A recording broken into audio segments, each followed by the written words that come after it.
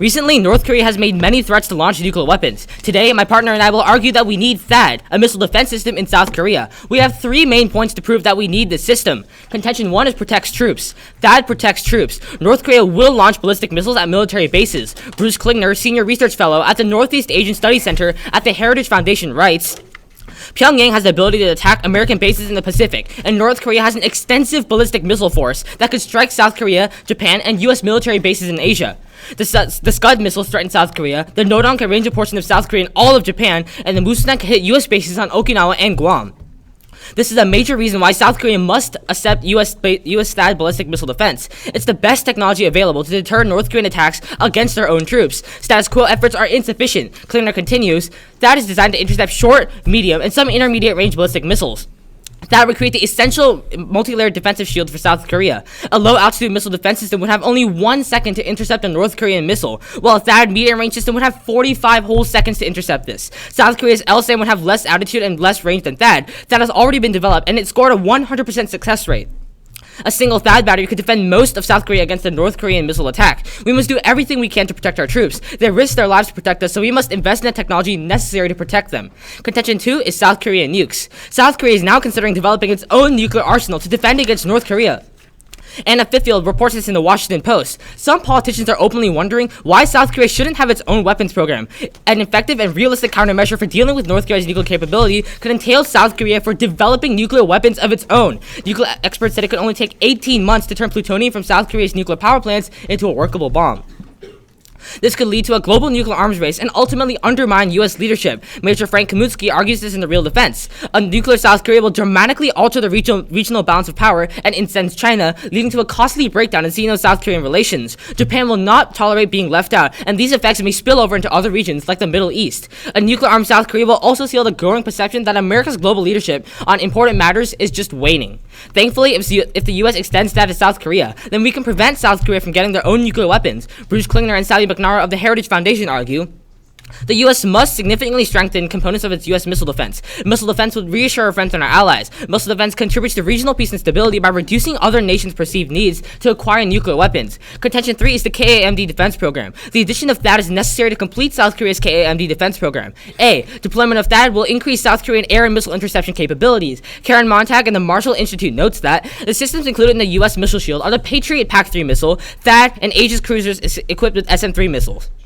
Since each missile defense system is different, having multiple systems can raise the success rate of intercepting an incoming object. We need that to achieve a multi-layered defense system. B. It is our moral and legal obligation to increase KMD capability with placement of that. After signing the NPT, the U.S. has made multiple statements to keep South Korea safe from North Korean missile strikes. Michael H. Kiefer of the National Institute for Public Policy writes, Seoul wants authoritative statements of the nuclear guarantee. Strong reaffirmation of the U.S. has raised South Korea's confidence in its security. We are here, Secretary Gates declared, to send a strong signal to the North and the region and to the world that our commitment to South Korea's security is steadfast. Our military alliance has never been stronger and should deter any aggressor. Since South Korea is under our nuclear umbrella, we should be doing everything in our power to protect them in the case of conflict. C. Completion of the KMD program by using THAAD will result in 2 main impacts. KMD would stop a major nuclear war. Press Secretary Jay Carney says, the U.S. is fully capable of defending against any North Korean nuclear attack with deployment of THAAD. With THAAD being deployed, the U.S. will be fully capable of protecting South Korea from a nuclear war. KMD would also prevent an arms race. Without the KMD being completed, South Korea will build their own nuclear weapons. Cross-apply Kaminsky evidence, which says that nuclear weapons in South Korea will trigger a massive arms race. Thank you.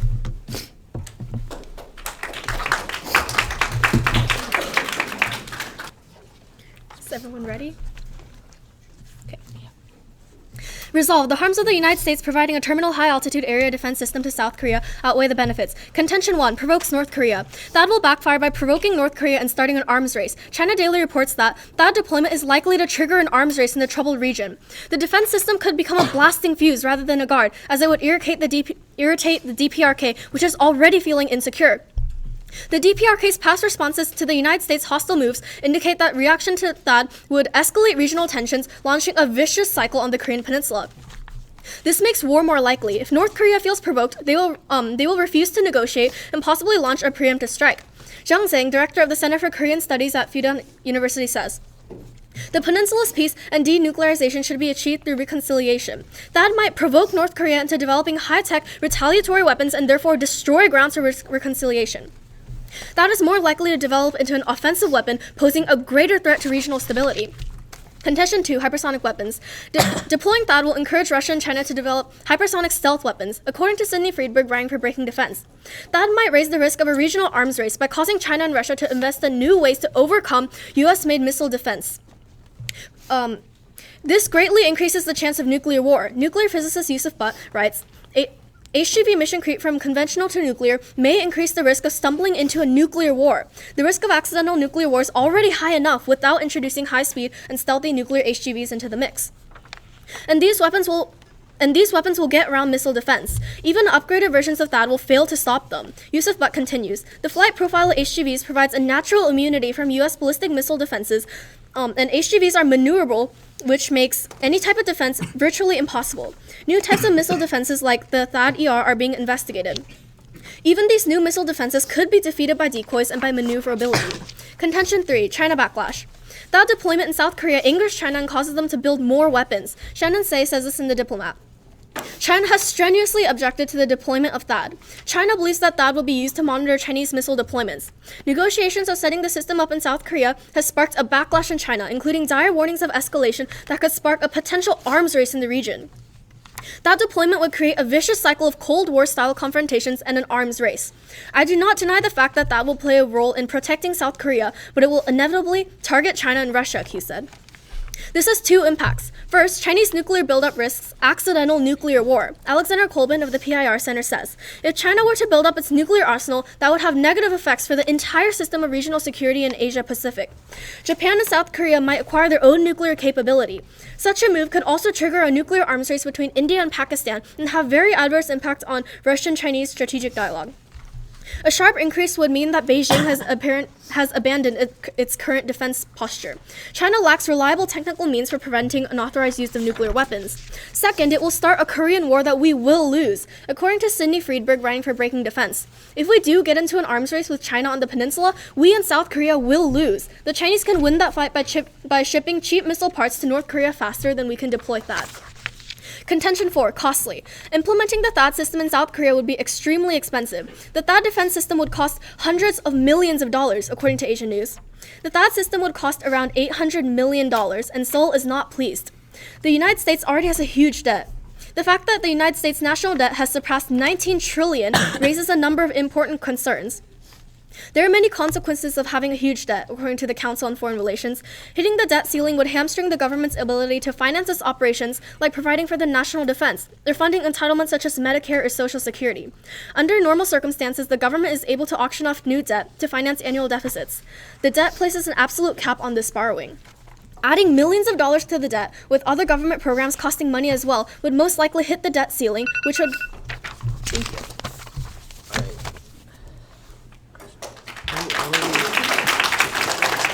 All right, can I have the first question in advance? All right. So, you're saying that the placement of THAAD accelerates HGV development, correct? Yes. All right, so but that has already been placed in Guam, and we don't see any kind of development in these so-called HGVs. So how do you think that increases this? Okay, so even though THAAD is already been implemented in Guam, it's still really far away from North Korea and China. If THAAD is placed in South Korea, then it would provoke China and possibly cause an arms race. All right, but let me point out that if China ever wanted to launch an HGV over to the U.S., then THAAD in Guam would clearly take this down. But still, you don't see any kind of HGV development. So are you saying that? So how would this THAAD being placed in South Korea have any effect on HGVs?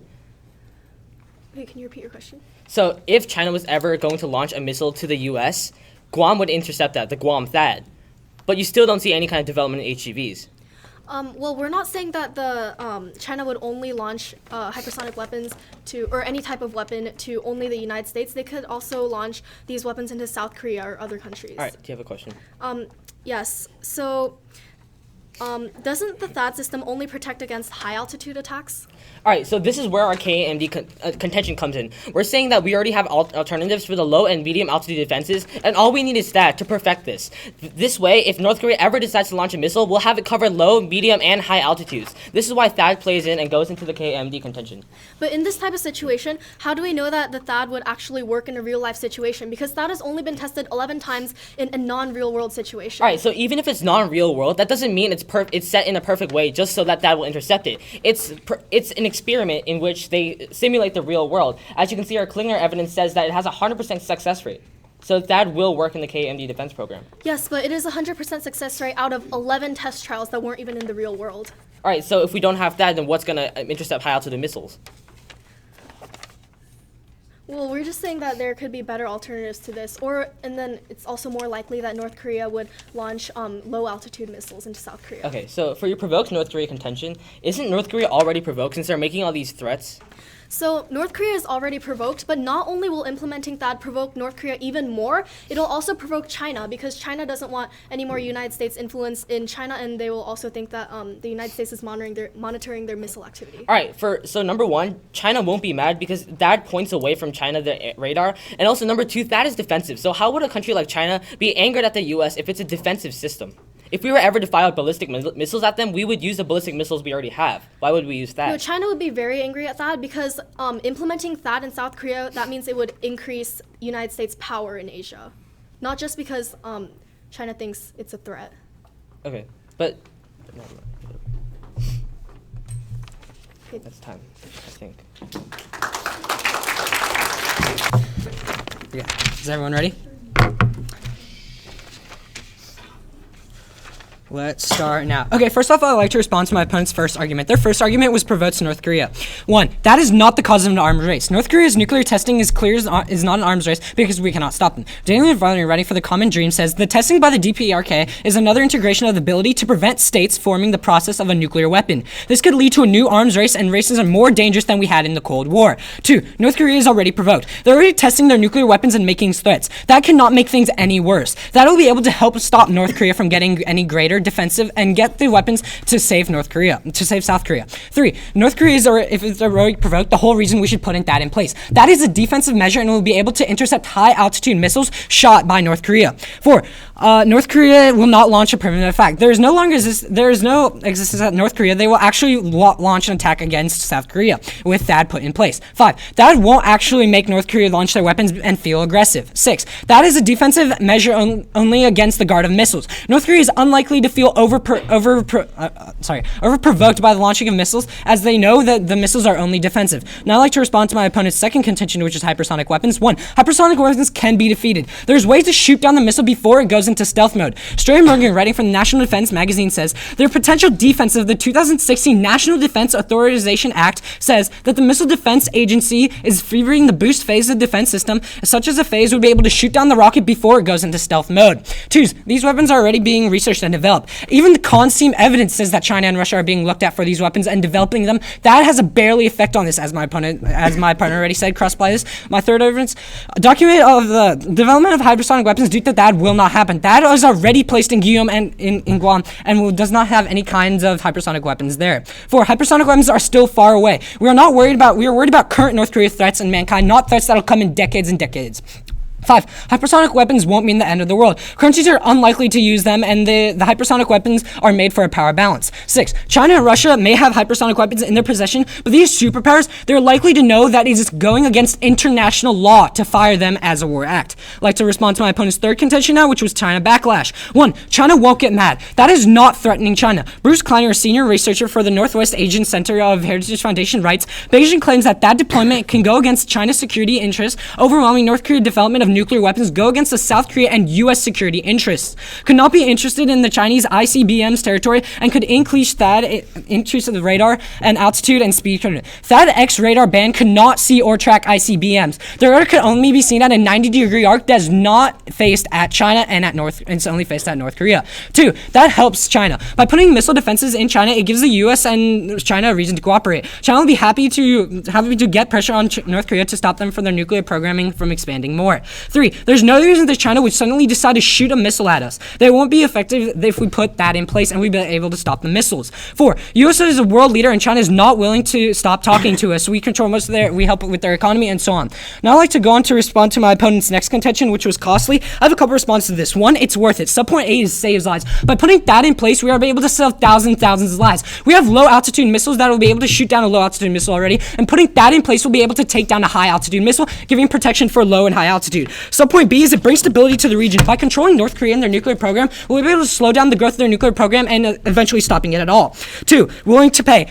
Countries like South Korea are willing to pay for the THAAD defense system because they know that North Korea is a threat. North Korea is a crazy country. They're willing to spend more money on their nuclear program than their own civilians, so there's clearly a threat there. 3, there won't be enough debt. My opponents keep on bringing up the contention that, well, there's debt to the U.S. government, but the debt is not worth the lives. It's only $8 million. It's only $8 million, and it's not worth thousands and thousands of deaths. That's why we need to be THAAD put in place in South Korea. Thank you.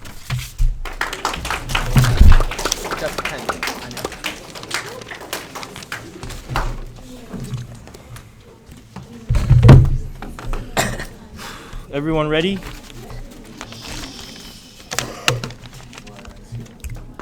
You ready? Okay, now I'll explain why our opponents' contentions are flawed. Their first contention was protects troops. They said that will protect troops, but this is wrong. Number 1, missile defense cannot protect our troops. The physics are too difficult. Theodore Postel, professor for Emeritus of Science, Technology, and National Security at MIT, says in the RT, basic physics would tell you that this system not only doesn't work, but will never be able to work. It has to do with physics that tell the difference between decoys and warheads. This is a fundamental problem with the system. Number 2, not a big deal. The US has the strongest military in the world, and that can already protect itself. Note that the last time United States soldier died in Korea was at 1970s, which was the Panmunjom Axe incident. We don't have that in Korea yet, and North Korea hasn't been launching missiles at US soldiers, so that proves that is unnecessary. US soldiers can defend themselves. We don't need that. Number 3, it won't happen. North Korea won't attack our troops because they know that United States has the strongest military in the world and would know that attacks are suicidal. Now I will move on to my opponent's contention 2, South Korea nukes. In response to South Korea nukes, it won't happen. South Korea will not build nuclear weapons. Troy Stangerone, Senior Director for Congressional Affairs and Trade at Korea Economic Institute of America, writes in the Peninsula blog, South Korea developing its own nuclear deterrent would be unprecedented. No state with a mutual defense treaty with the United States has acquired a nuclear weapon. Seoul would be in violation of its NPT responsibilities. It would likely find itself unable to draw upon nuclear suppliers group. It would also find itself violation of its civilian nuclear agreement with the U.S. The development would likely end South Korea's goals of becoming a nuclear exporter. South Korea would also likely to face either bilateral or multilateral economic sanctions. There's no reason to believe that United States' nuclear umbrella is unreliable. Number 2, that will make things worse. We have multiple contentions that prove that will cause an arms race in the region. China and North Korea are both going to build more weapons in response to that, which means that South Korea will want more weapons. So that is going to cause an arms race instead of stopping it. Now, responding to my opponent's final contentions, which was the KMD system. Number 1, that won't complement a KMD system because it would make South Korea depend United States missile defenses even more. It would discourage the South Korea's its regional missile defense development. Number 2, we don't need to spend $800 million adding burden to the debt of United States when we have the Japanese allies to protect us. Thank you.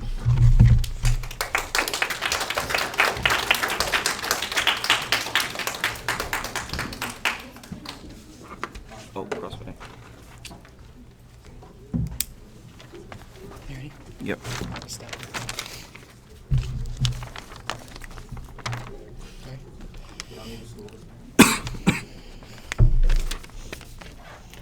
Okay, you asked the first question. Okay, so you said that KMD's that will complement KMD system, correct? Yes. Okay, so how would KMD system get complemented if that discourages Korea's regional development in missile defense system? Okay, what is the point? If it discourages South Korea's defense system, it just means they have to rely more on the U.S.'s defense system, which we're already supplying them with missiles and protection systems. So what's Yes, the because point of that, you're contradicting your own point that South Korea will build nukes. The main reason why South Korea wants to build nukes is because they don't have their own capability of defending themselves, No, correct? they're not. That's not why South Korea wants to build nukes. South Korea would want to build nukes because the U.S. does not have a missile system that would be able to intercept a high-altitude missile. North Korea would most likely launch a high-altitude missile because South Korea already has defensive for low-altitude missiles, so the only logical argument is to shoot a high-altitude missile. And if that was put in place, South Korea would not have to proliferate because they have protection from North Korea and would solve the problem entirely. Ask a question? Okay. Okay, so you're saying in that physics doesn't work because these missiles wouldn't be able to protect our troops. But how is that true if we're not having to send troops over to South Korea to fight a war with North Korea? Well, the United States soldiers are stationed in South Korea to prepare in case of war. And North Korea will never fire a ballistic missile at a high altitude ballistic missile at South Korea because they know that attacks are suicidal. South Korea is a nuclear umbrella of United States. Then why are they continuing to build up their nuclear program? It is their only way to talk to United States because without nuclear weapons, the Kim Jong-un regime would easily get replaced by another regime or possibly get reunified according to South Korea and United States. So then you're saying we should let them build up their nuclear program, proving a risk that they do have the possibility to shoot North Korea because North Korea does not have South Korea. I'm saying that we should talk this out peacefully. If China's gonna be mad at us because we're putting that, China will think it's a threat. But however, if we talk to China peacefully, they will cooperate with us, eventually leading to peaceful reunification of South Korea. Okay, so how is China gonna be threatened anyway by THAAD? Since THAAD 1 is a defensive measure, 2, THAAD's radar does not go into China. So they're not going to be pleased because South Korea is relatively close neighbor to South Korea is a relatively close neighbor to China, and also China doesn't want United States influence in Asia, correct? Okay, so then what if China doesn't want influence in the US? Yes, they might get mad, but even if we put that in place, it's not going to affect China in any real way. Yes, they might be mad, but they can't stop talking to one of the world superpowers that are helping them stop a country that wants to nuclear proliferate. Okay. Yeah. Sorry.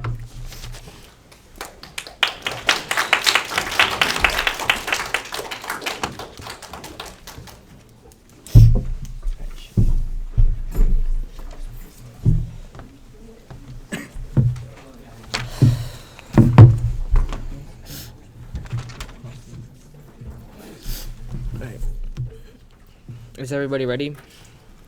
Yep. Okay, starting in 3, 2, 1.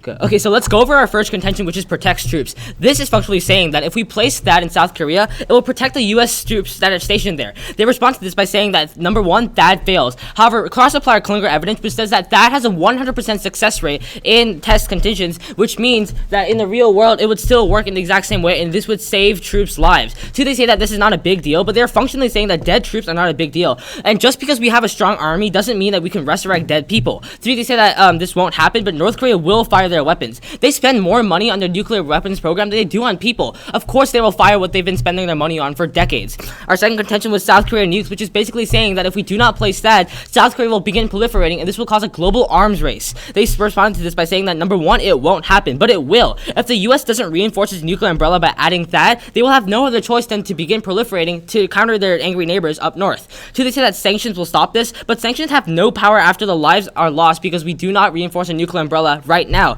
Three, they say that THAAD makes things worse, but that will not make things worse. That would only prevent a global arms race by stopping South Korea from building nukes. South Korea can also build nukes relatively quickly, so we must place THAAD now. Fourth, our third contention was the KAMD defense program. This is functionally saying that if we place that, it will enhance the KAMD defense program. This will make it allows South Korea to block all types of nuclear weapons that North Korea will fire, whether this is low altitude, medium altitude, or high altitude. They responded to this by saying that number one, it stops South Korean missile defense development, but relying on the U.S. isn't necessarily bad because number one, it saves lives, and number two, just because we have the U.S. for right now, it could be a temporary shield. South Korea can still develop whatever missile defense they want. Two, they said that we have Japan, but having that in Japan is a whole another debate. Japan can't fire a hit-to-kill missile straight at North Korea. Thank you. Is everyone ready? Okay. Our first contention was provokes North Korea. They responded by saying that is not the cause. That will not cause an arms race, but that will cause an arms race because that will anger North Korea and China because China will think that will monitor their missile activity in China, and also because China doesn't want any more United States power in Asia. They also said that North Korea is already provoked, but that will provoke North Korea even more, and not only this, it will also provoke China and cause them to build more weapons and potentially cause a regional arms race. Our next contention was hypersonic weapons. They say that hypersonic weapons can be defeated by THAAD, but this is not true because number one, hypersonic weapons cannot be detected after they go into glide mode. Number two, North Korea can also shoot multiple false missiles and split warheads into many pieces to get around that. Number three, that has only been tested 11 times in a non-real world situation, so we don't even know if they'll be effective in the real world or not. Next, they said the hypersonic weapons are already being developed, but implementing THAAD in South Korea will only make China and North Korea accelerate their program and try to build hypersonic weapons even faster. They also said hypersonic weapons aren't the end of the world, but this will have a big impact because it could cause a regional arms race. Our next contention was China backlash, where they said China won't be that mad because of that. But this is not true because it could cause China to start a regional arms race. And they also said that China won't start a war, but they could still provide cheap missile parts to North Korea and smuggle nukes to other rogue nations. Our last contention was costly, where they said it was well worth it. But number one, that isn't the most efficient way to save lives. And number two, South Korea and the United States will just fight over who's going to pay the $8 million or $1 billion that THAAD costs. And number three, the United States already has $19 trillion in debt, and spending billions of more dollars on THAAD will be ineffective and inefficient. Thank you.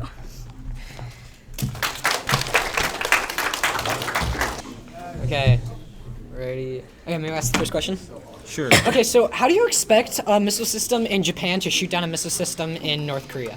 Because Japan's got plenty of anti-ballistic missile defense systems. Yes, but are those capable of traveling the hundreds of miles it takes to get to a missile that was shot by North Korea? Well, earlier in your speech, you claimed that THAAD defense system in Guam could potentially protect the United States, and Guam and the United States is even farther away than Japan and South Korea. Because the missile that would be shot by the missile that was shot by the Chinese or whoever shoots the missile would go over that airspace, and that would be able to intercept it. Now you're talking about a missile system that is stationed in Japan when trying to shoot down a missile or take down a missile that was shot in North Korea that is clearly out of the range. So there's no possibility of that missile system actually shooting it down, is there? Well, doesn't that also apply to Guam and the United States? You guys can ask a question. Okay. Okay, so you said South Korea nukes. Oh, South Korea will inevitably build its nuclear arsenal. Why would South Korea build nuclear arsenal? All right, because if we don't place that and reinforce our current nuclear umbrella that we have in there, and if we don't enhance the KMD capabilities, then South Korea will have no other choice than just have a bunch of gaps of coverage, because they only have low to medium altitude interceptors. So if they don't have that right now, they're just gonna have a lot of gaps, and they're gonna have no other choice but to build own nuclear arsenals of their own. But based on the how close South Korea and North Korea are, isn't it way more likely that North Korea would choose to shoot a low altitude missile instead of a high altitude missile?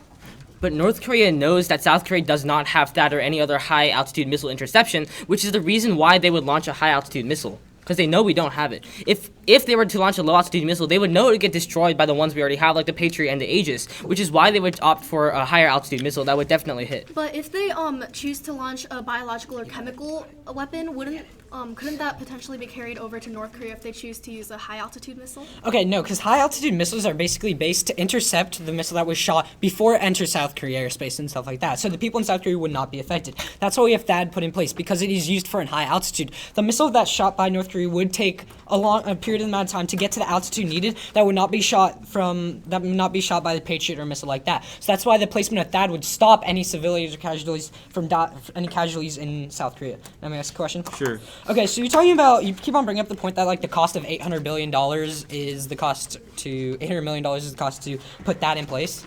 Yeah. Okay, isn't $800 million worth millions of lives? No, because you're only gonna provoke China and North Korea, which would make our regional arms race, which could potentially lead to a second Korean All right, War. but what you're saying right here is that the impact of negative foreign relations outweighs the impact of millions of lives being lost. Okay. You're trying to prove to us, right? Well, is the THAAD missile, which has only been tested like 11 times in a non-real world situation, That's fine.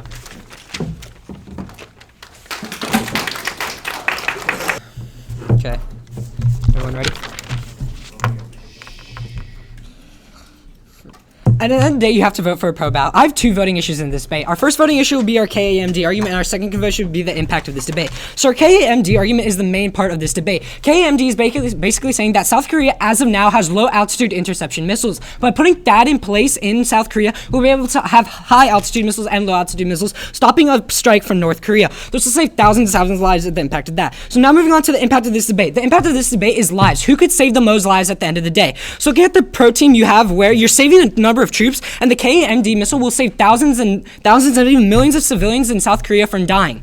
Now, if you turn over to the flip to look at my opponent's contention, their main points are North Korea is provoked. And I've already responded to this. North Korea will not be provoked. They're already provoked as of now. By putting that in place, that is only a defensive measure and will not provoke them anymore. They didn't respond to also that they won't actually launch a strike if we put that in place. They said that they would go for a low altitude shot, but they would actually go for high altitude shot as of now, because South Korea only has low altitude missiles as of right now. Then next they say hypersonic weapons. I've already responded to say that this won't happen. A country is not willing to shoot a hypersonic weapon just because a defensive measure of THAAD was put in place. Their China backlash argument doesn't really have an impact. China won't stop talking to us.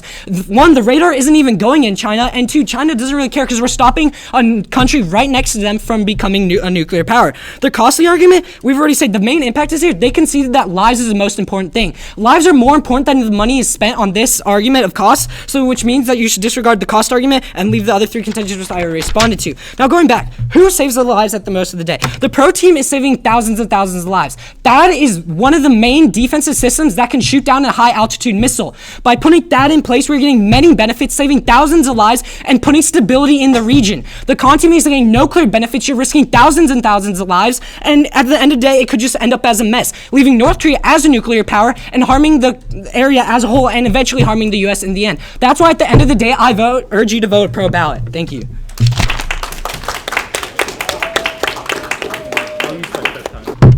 Everyone ready? At the end of the day, the con team wins with two voting issues. Provokes North Korea and China backlash. These two are relatable since that deployment would trigger North Korea and China to build more weapons, which leads to arms race. Now let's look at our opponent's voting issues. They said with their KMD argument, KMD only triggers an arms race since KMD is a missile development. Their second voting issue, we already proved that North Korea won't fire nukes at us.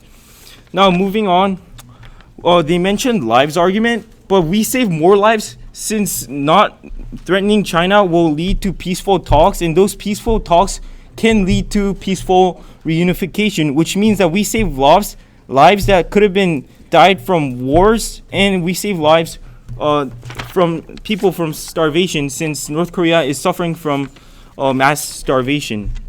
At the end of the day, if you vote pro, you will have instability in Asia due to arms race because we threaten China and North Korea.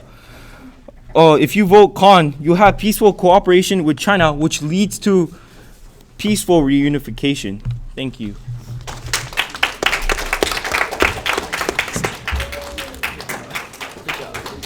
Good job, David. Good job, Chris. You want to go to the charges? Yeah. Okay.